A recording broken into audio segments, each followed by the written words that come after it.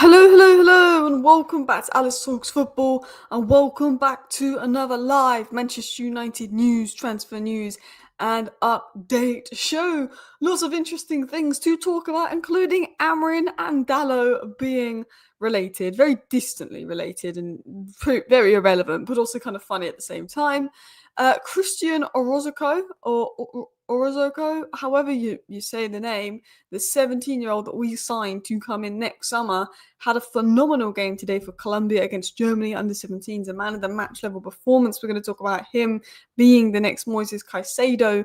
Manchester United getting rid of Jadon Sancho for good as well, which is good to see. You know, he's finally pretty much gone and pretty much confirmed of that as well. And of course, Jason Wilcox comments making sure that United are back on track. He's basically saying, recruitment, talking about some of the new signings and his big plans. Shay Lacy's debut could be coming soon. Nathan Stott and Chris Wheeler spoken about Amorim's special treatment of Shay Lacy. Could a debut be coming soon? And more. So, hello, and welcome back to Alice Talks Football, and welcome back to your 10-minute roundup video, where we're going to round up all the latest Manchester United news into 10 minutes for you guys. I hope you're all doing well. We'll start with the first story. It's really not that deep. It probably means absolutely nothing. But it's quite funny, I think, given just like how like people were making jokes that like, Dalot and Amorim must be related because Amorim never drops Dalot even when he's crap. The irony is that they are related, and I think it is a bit of banter. Like, does anyone really care? Probably not. I mean, Ruben and Dalot are related and great-great-grandsons of Carlos Dalot, a 19th century circus artist. That must be why he doesn't get dropped. That must be why he doesn't get dropped. They've got the same great-great-great-granddad. That's gonna be why he won't drop Dalot. That's it. Buy it. It's probably not. That's probably not it. He probably just really rates Dalot. But it's quite funny. Do I care? No. Is it funny? Yeah. Do I think Amorim is refusing to drop Dalot because they have the same great-great-granddad Carlos Dalot? Probably not. I don't think they knew that until recently. And I don't think they probably care that much. But it's quite funny. But look, I don't think that's why Amorim plays Dalot every game. I know we joke that, is it because he's Portuguese that Dalot plays every game? Is it because he's related to Amorim that he plays every game? I know we joke about it, but I don't think Amorim is playing Dalot every game because they've got the same great-great-granddad. I'd be very surprised. My manager is my cousin. It kind of is. My manager is like his third cousin as well. Amorim can't wait for Jan to get two players in he wants, left wing back and centre mid. If Josh leaves, get an experienced centre forward. I think getting experienced centre forward will be very difficult in the January market. Same with a good left wing back, same with a good centre mid. But I think United are looking at what's available, and I think United want a wing back and midfielder. I think that's what we want. Amorim is an intelligence man. As much as I don't like his tactics, he's probably smart enough to have not to have some Portuguese bias. Yeah. I mean, some people think he has a Portuguese bias because he doesn't drop Bruno, but no manager's dropped Bruno. No manager has ever dropped Bruno because Bruno is Bruno. It's not a Portuguese bias, him not dropping Bruno. Him not dropping Dalot was maybe because he sees Dorgo as raw. I don't necessarily think there's a Portuguese bias there. Look, I think Mazraoui is better than Dalot, but I think Mazraoui is clearly a right-sided centre-back or a left-sided centre-back rather than a wing-back in this system. Whereas Dalot can't play centre-back, so he's got to play wing-back. Whereas Mazraoui, I think, is seen as more of a centre-back. Do not want Conor Gallagher for left wing-back. No, thank you. But I think Mazraoui is a better player than Dalot. We definitely need a wing-back, and we definitely need a midfielder. That is for sure. So yeah, we'll start with that story that Dalot and Amorim are related. Cool. Anyway, I want to talk about a few things. So, if you don't know who Cristian Orozco is, Manchester United signed him and he will join in the summer. That has been confirmed by Fabrizio Romano. He's one of these young players that we have signed. I'll see if I can get Romano's tweet up. Oh, Crystal Palace have been charged with misconduct in relation to a banner displayed against Nottingham Forest owner Mr. Marinakis. What banner did they put up? I can't remember. Bear with me a sec. So apparently he was really good. I didn't watch the game. I didn't watch the game, but apparently Cristian was really good. His game numbers were 7 ball recoveries, 3 out of 4 tackles won, 4 out of 7 ground drills won, 100% aerial drills won, 100% successful crosses, 76% pass accuracy, 2 clearances. Apparently he was sitting ahead of the back line, protecting the back line, dealing with transitions well. There's a few people that watched the game and went that this guy is mint and that apparently he had an excellent game. I didn't watch the game. I can't tell you much about the kid, but apparently he was mint and had an excellent game. What I can tell you about him is he is going to Manchester United. This is a new Manchester United signing, and I think that bit is exciting to see. I've just zoomed in on the wrong page. Bear with me a sec. Bear with me, guys. Is obviously, as you can see on the screen, Manchester United have now sealed and signed deal to bring in 17-year-old Colombian talent Cristian Orozco. It's a $1 million transfer fee, which is about $700K from Fortaleza, in a deal valid for 2026. Blah, blah, blah, blah, blah, blah, blah, blah, blah. But that deal is done. Romano said a few things about the guy. He said that the deal was done. And we do get a here we go for this player here, who apparently is absolutely balling it up. So I guess that is good to see. Why is my StreamYard glitching? My StreamYard is really glitchy right now. I don't know if it's glitching on your screen, but it's glitching on my screen, which is annoying. But that doesn't matter, because we're going to get back into news. We're going to get back into the updates. But it's good to see our new signing have a good game. What on earth? Bear with me, people. My screen is so glitched. What on earth? Okay, I'm on full screen now, so I feel like this is better. So yeah, he had a very, very good game. But now the chat's gone. There we go, we're back to normal. She sorted it. Technical issues there. United should have signed Alvaro rather than Dorgu. Man United shouldn't have sold Alvaro, is what you really mean as well. We shouldn't have sold Alvaro.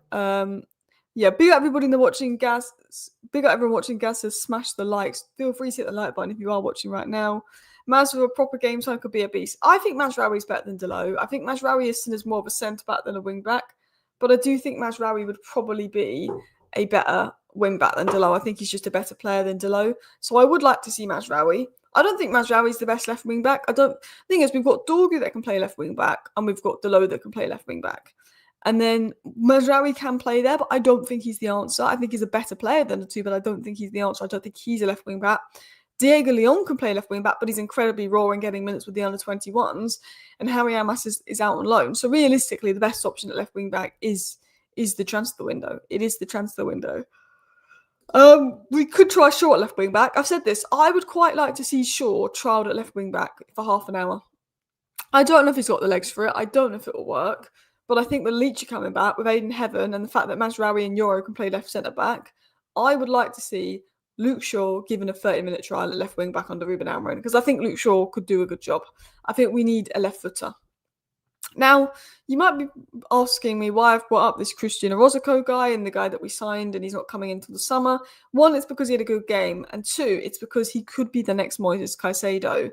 And this is 5 years ago. This is 5 years ago now.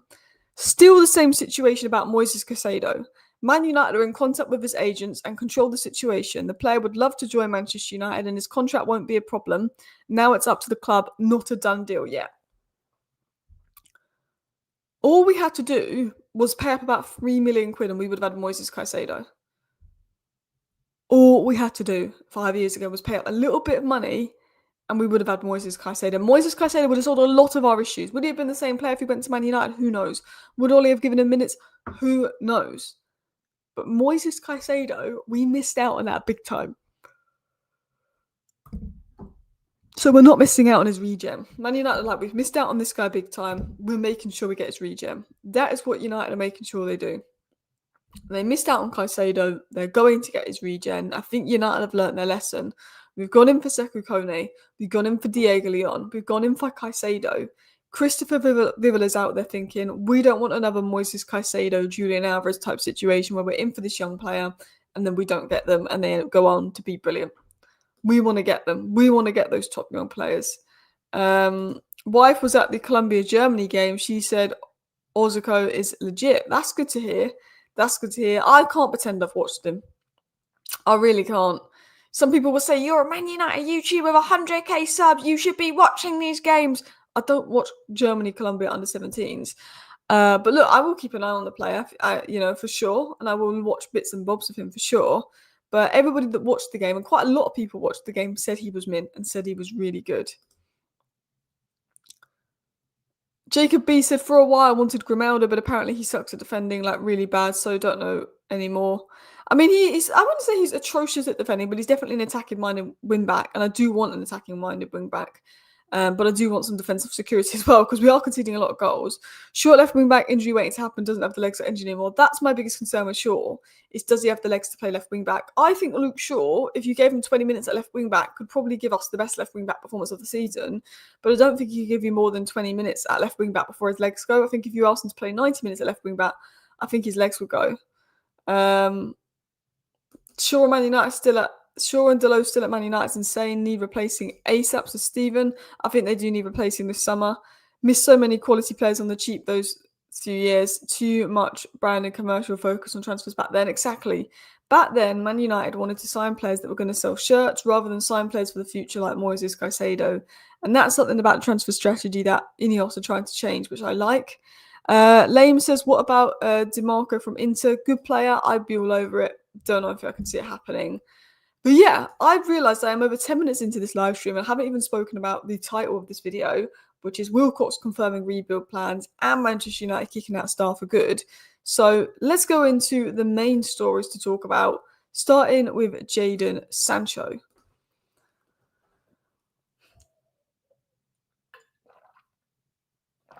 So, Man United are prepared to allow Jadon Sancho to leave as a free agent when his contract ends this summer, opting not to activate the one-year extension clause that would have protected his transfer value.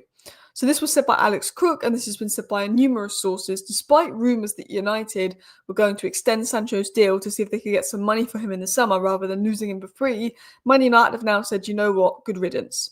I'm going to say this now. If Manchester United extended Sancho's deal, he will just stay at this club another year and demand another loan.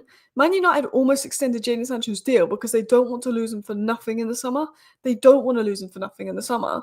But the problem is, if we extend Sancho's deal, we'll have to give him 200k a week again for him to go and demand another loan move.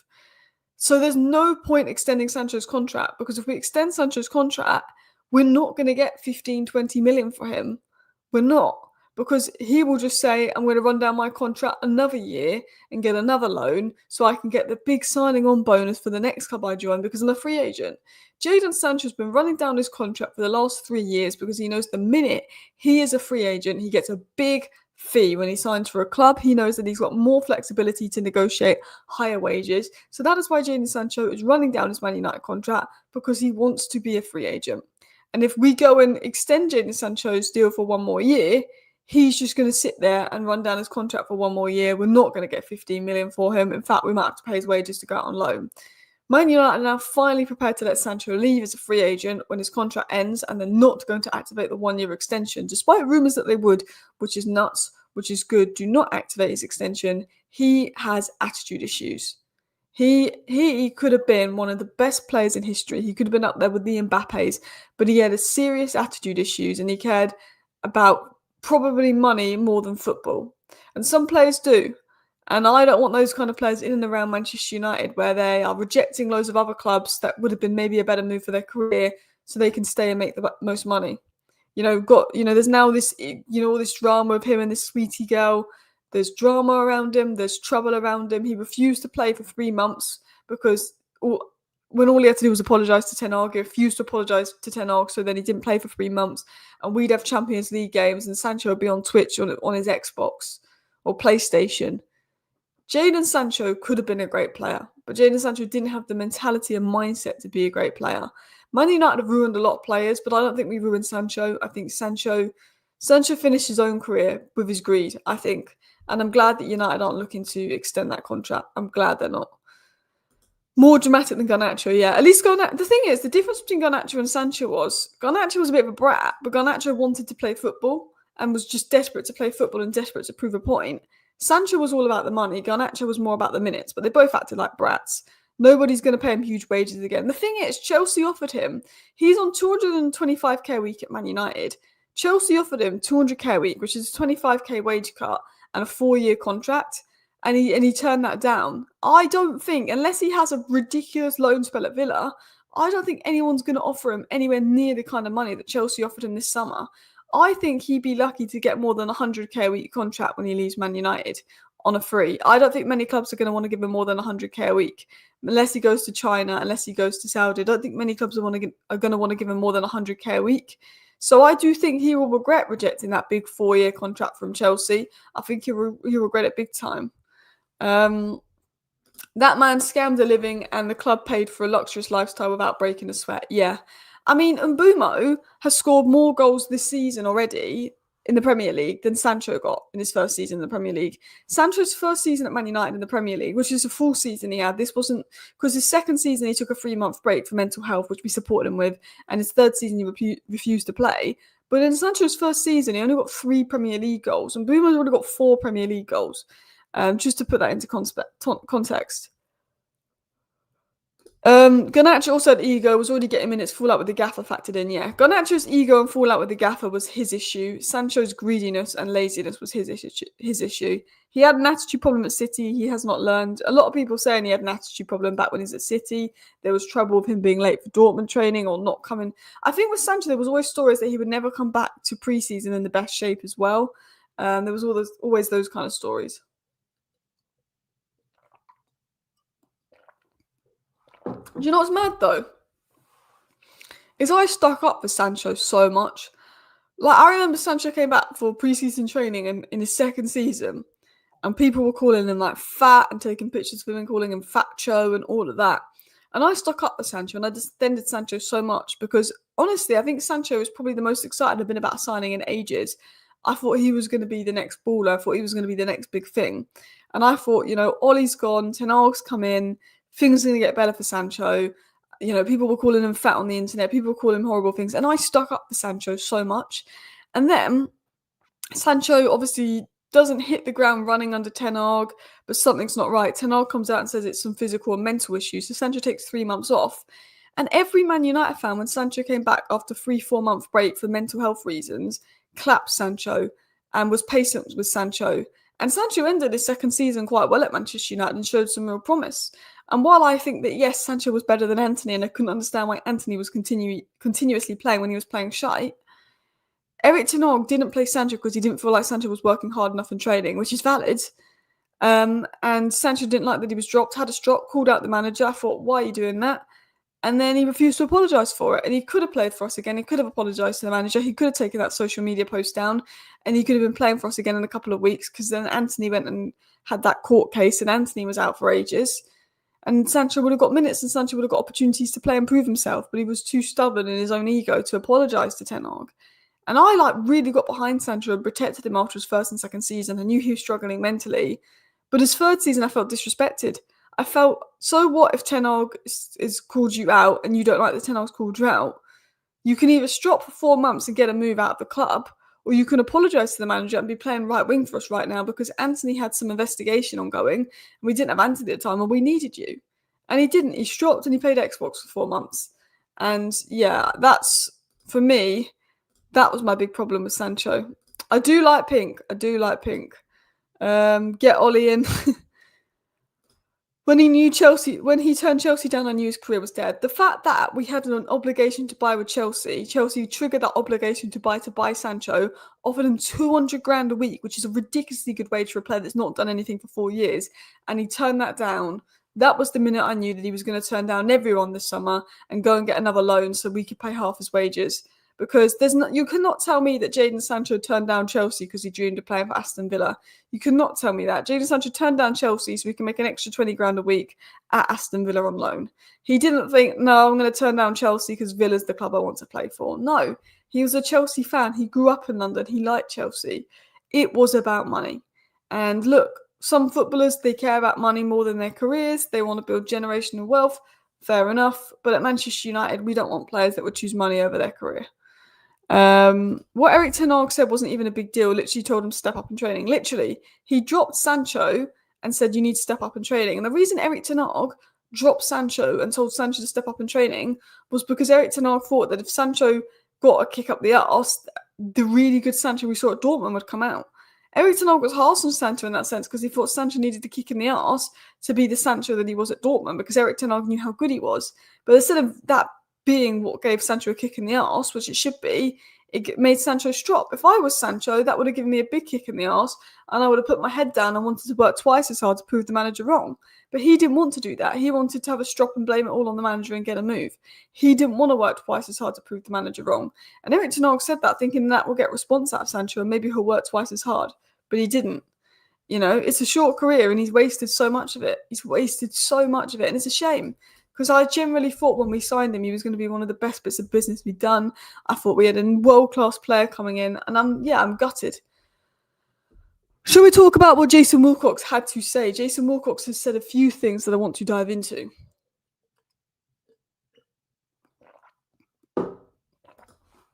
So, Jason Wilcox did another interview and he spoke about his big ambitions for United and the huge rebuild that's ahead. One of the first things Jason Wilcox said was this: all we're doing now is making sure that we make decisions for the football club and not for the benefit of the short-term protection of ourselves. He said we're making some really bold decisions for the future of Manchester United. So Jason Wilcox said the decisions Man United are making now is not for short-term to make them look better. It's for long-term. And I guess they're right in the sense of we're signing a lot of 17, 18-year-olds. We're signing a lot of young players for the future. He said Man United is bigger than any player, any manager, and any staff member. We are custodians, if you like, and we've only just got to understand that at some point our journey will end inevitably. He said we need to make sure that when we leave the football club, whenever that is, and I hope I'm here for a long time, that this football club is in a much better position. So he's saying when he leaves the football club, he wants it to be in a better position than when he came in. He's not doing anything that's going to benefit him in the short term. Every decision they're making at Manchester United is for the long-term good, which is good because I think under the Glazers, before Ineos came in, I think we operated on the short term, signing high-wage players that were in their 30s. I think we very much operated on the short term, but I think United are finally looking to operate on the long term, which is good. And that's what Jason Wilcox is saying. Every decision we're making is for the long-term improvement of Manchester United, which is good to see. And let me get this up on the screen to what else Jason Wilcox had to say.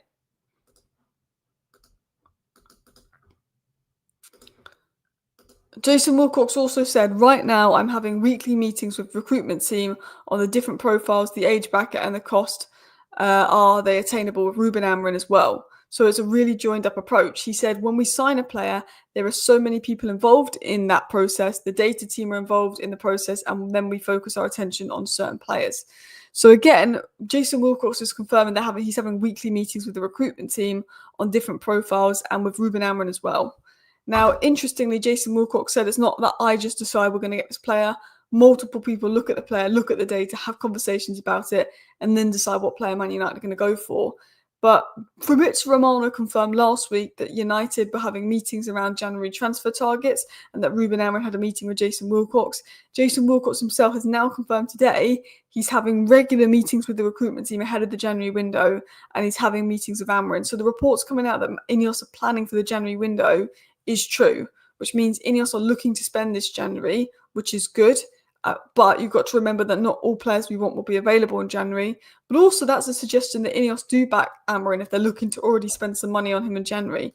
It's a sign of, okay, Ineos do back the manager, Ineos do rate the manager, Ineos do want to give the manager time as well. That's how I see it. But Jason Wilcox has pretty much confirmed that we will be spending in January.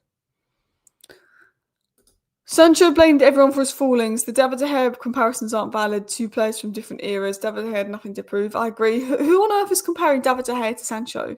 Who here has been comparing David De Gea to Sancho? You can't compare David De Gea and Sancho. Has someone actually compared the two? That's nuts. Sancho's on a mission to destroy Man United. I don't know if he's on a mission to destroy Man United. I think Sancho's just on a mission to get as much money as he can. I think that's what it is. But Jason Wilcox did confirm that we are having recruitment meetings. So what we know as of today is that they've decided Sancho can F off. They are having recruitment meetings. They're having recruitment meetings with Amorim, which suggests a plan to back Amorim. There's recruitment meetings going on inside Manchester United, and it has been for a while. They involve Amorim. It involves backing Amorim. They've decided to get rid of Sancho, which is good. And they're talking about this long-term approach. It's now a long-term approach. And we can see that with signings like Cristian Orozco, who we didn't sign 5 years ago with Moises Caicedo, because Moises Caicedo wasn't going to sell shirts. And we only did big name signings back then. Now United are doing smaller name signings and more long-term deals and bringing in more young players and building for the future, which I like to see. In terms of other news, it was said by Nathan Salt that Amorim is taking a hands-on approach with Shay Lacy's progression towards the first team. Amorim and Lacy had numerous one-to-one conversations around the training ground in recent weeks, with Shay Lacy becoming increasingly involved in first-team training, and Amorim has now got a greater focus on mapping out his route for his debut. So United, like Shay Lacy, they think they could give him a debut this season. Maybe when Mbeumo and Ahmed go to AFCON, we could see Shay Lacy have a debut. But Man United are mapping out when opportunities could come for Lacy to have a debut, and they do like Lacy. He's had a lot of conversations with Amorim, a lot of conversations with those at the club. He is very much liked. Jason Wilcox also spoke about Sen Lemons, and he said that Tony Cotton, the goalkeeping coach, had put Sen Lemons on the radar 12 months ago and said that Sen Lemons would be a top signing. And so far, he said Jason Wilcox that they're happy with Sen Lemons. Jason Wilcox was also asked about Benjamin Sesko, and he said that Sesko is at the top end. He's going to be an amazing player. It's difficult to be number 9 at United. I know sometimes that Cunha and Mbeumo are getting a lot of credit, but the runs that Benjamin Sesko is making is helping them as well. And he's right. I think Benjamin Sesko has showed some promising signs, but he's younger than the other two, and it's not easy being a striker at Man United. So they are some of the comments made by Jason Wilcox. But listen, people, I'm going to probably end the live stream here. I just wanted to do a short live stream getting into the news that Sancho is pretty much done and finished at United. They will not be welcoming him back. I also wanted to confirm the news that we do have big rebuild plans. Jason Wilcox has confirmed it's long-term rebuild plans. We want to back Ruben Amorim pretty much in the long run. So that's good to see. And of course, Amorim and Dalot are related. So maybe that explains a lot. Who knows? But anyway, guys, thank you for watching today's live show. I will be back tonight with a 10-minute roundup. See you next time. Bye.